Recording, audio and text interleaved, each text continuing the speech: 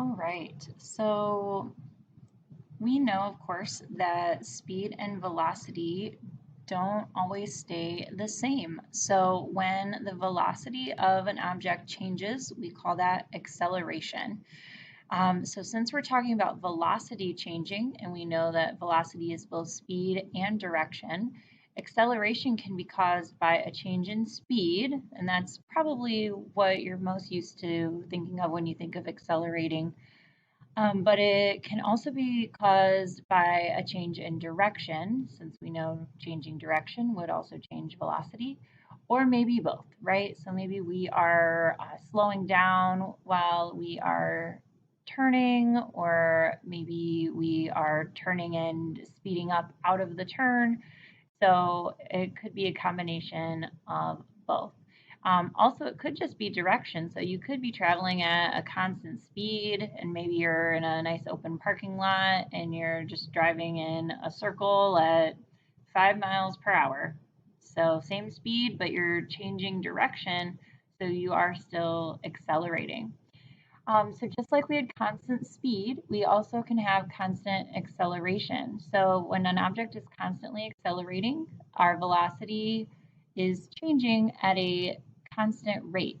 So we're changing by the same amount each time interval. So maybe we came to a stop sign and now we are speeding up to get up to the speed limit, and we are increasing our speed by maybe 5 miles per hour every second. So we are speeding up, but we're speeding up by the same amount each time interval. So it's still considered constant acceleration. And same thing could be true with us slowing down, or as we said, that example of changing direction at a constant rate. To calculate acceleration, we are going to look at how much the velocity changed. So that's going to go on the top.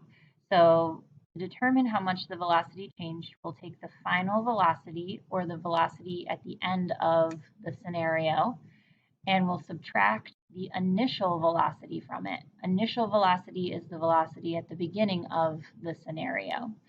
We will often abbreviate those to just be v with a little subscript f for final velocity, and then v with a subscript I for initial velocity. So vf minus vi divided by how much time it took to make that change.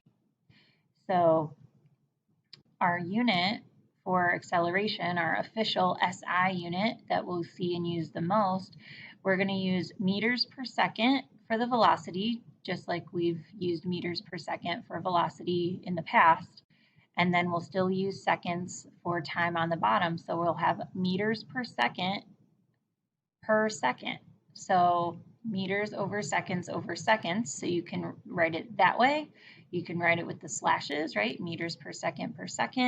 Or since you have that, those 2 seconds kind of on the bottom of this fraction, we say meters per second squared. So meters per second squared just means meters per second. And of course, we could see other units as well. So if we're talking about, again, maybe a car here in the US, we might talk about how many miles per hour we changed every hour.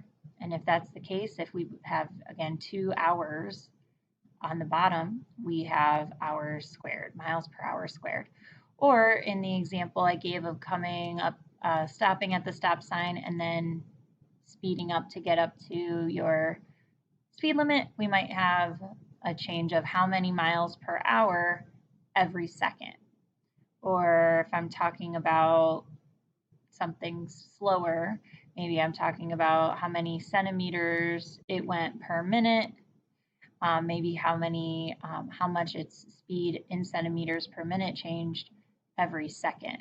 So obviously, if the 2 time units are not the same, then we won't square them. It's only when those 2 time units are the same that we'll include it as squared. So we have some motion diagrams here. So which of those would be representing a rocket taking off? So we look at the dots and we're trying to determine, are the dots getting closer together or farther apart? If we're speeding up, we would be getting farther apart. So picture A, and it may have also helped that it was pointing upward.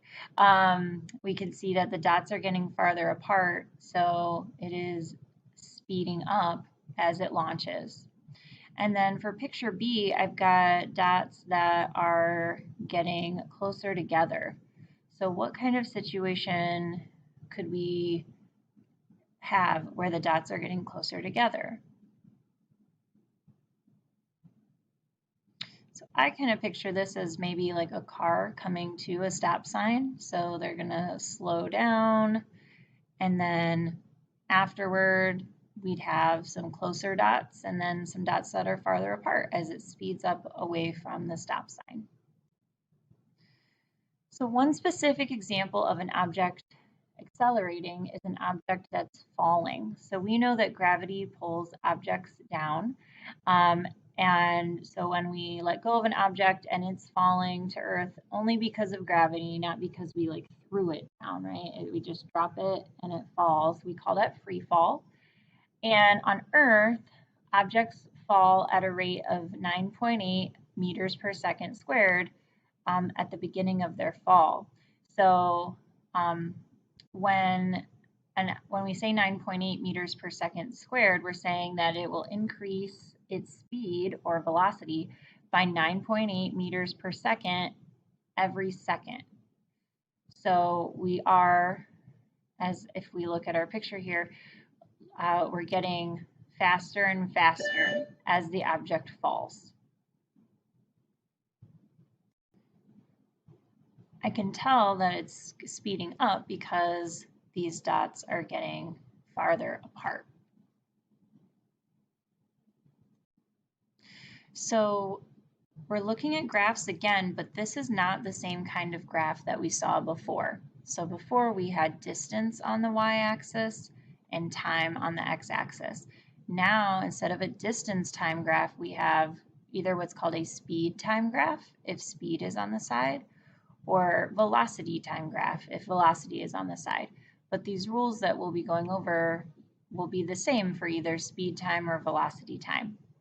These are not the same rules from distance time graphs. So we'll have to pay attention to what kind of graphs we're looking at in the future to determine what's going on. So in this velocity time graph, I see one of those nice straight diagonal lines, and I can see on this graph that the velocity in the first second goes from 0 meters per second to 4 meters per second. So it's sped up by 4 meters per second in 1 second. And then after another second, it goes up by another 4 meters per second. So this object is speeding up because we can see its velocity is increasing from 4 to 8 to 12, and it's speeding up by 4 meters per second every second. So it has an acceleration of 4 meters per second squared. So before, this line meant speed, but now this line means acceleration. So if it's a straight line, it's speeding up by the same amount every second. So we call that constant acceleration. And in this case, it's speeding up at a constant rate, or 4 meters per second every second. In another velocity time graph, I have a horizontal line that's across the bottom. So that means the velocity is 0 for these first 2 seconds. Or if its velocity is 0, that means it's not moving or it's stationary. From 2 to 4 seconds, I see one of those nice diagonal lines, so my velocity is increasing at a constant rate. And then from 4 to 6 seconds, my velocity is staying the same. So this horizontal line that's not at 0 means we're at a constant speed.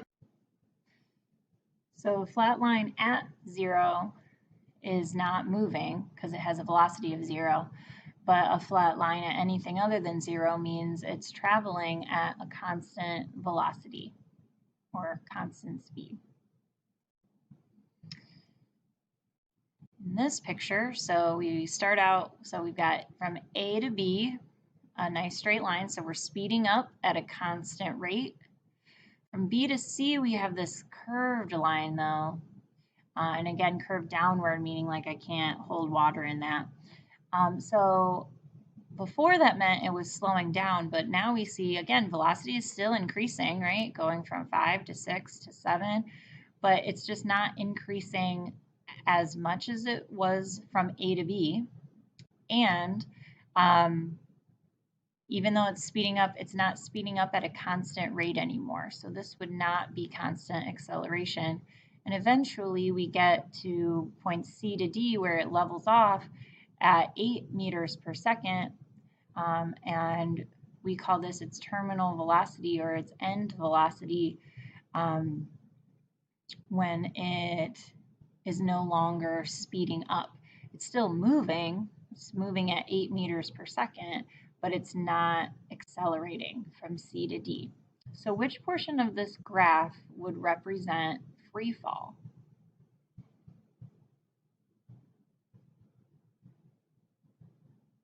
So during free fall, our object is accelerating at a constant rate. So we would be looking from A to B if we had to choose one of these. The acceleration from A to B, so in 1 second, it was about a little more than 4.5. So not obviously 9.8 meters per second, but it is showing a constant acceleration here when it first starts to fall. So if we had to pick one, we'd probably pick from A to B. So on this graph, we're just looking at some different scenarios. So in which of these lines would represent an object that is speeding up? So we'd see that we've got B and D both are moving upward. They have that diagonal line. So they are speeding up. Which one's speeding up at a faster rate? It'd be object B because it is steeper. Which object is slowing down? That would be object A. Its velocity is decreasing over time. Which object or objects have a constant acceleration? All of them do, because I'm either speeding up at a constant rate for B and D, or I'm slowing down at a constant rate for A. And then for object C, that's also a constant acceleration, technically, since it is staying at the same velocity, so its acceleration is actually 0. So C is not accelerating, but B, D, and A are all accelerating because their speed is changing over time.